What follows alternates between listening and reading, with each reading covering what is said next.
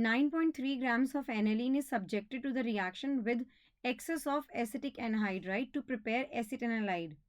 9.3 grams of aniline, मैं यहाँ पर पहले रिएक्शन बना देती हूँ. ये है एनिलीन, इसकी रिएक्शन हमने की है excess of acetic anhydride CH3 C double bond O C double bond O CH3, और हमें यहाँ क्या मिलेगा, एसिटेनालाइड मिल रहा है. This is NH C double bond O CH3 plus CH3 C double bond O OH. Clear. याद रखना मोलर मास एसिटेनालाइड का कितना है, it is equals to 135 grams per mole, and molar mass aniline का है 93 ग्राम्स पर मोल.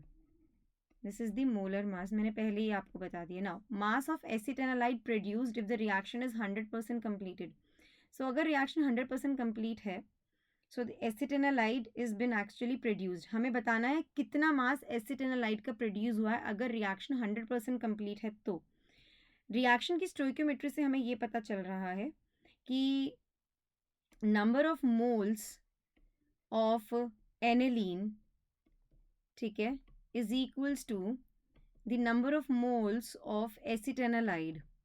क्योंकि आप देखिए 1 mole of aniline produces 1 mole of acetanilide. So मैं ये कह सकती हूँ ना कि number of moles of aniline is equals to number of moles of acetanilide.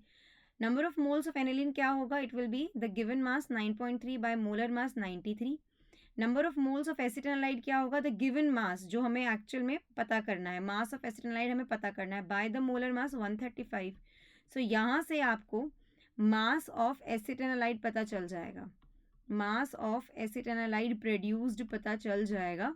So that will be equals to 9.3 into 135 by 93.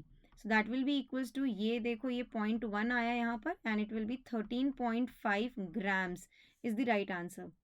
सो 13.5 मैंने यहाँ लिखा है. सो मैं यहाँ लिख सकती हूँ 13.5 को हम कैसे और लिख सकते हैं, 135 इंटू 10⁻⁻1. तो यहाँ पर आप लिखेंगे 135. Clear. 135 is the right answer to the question.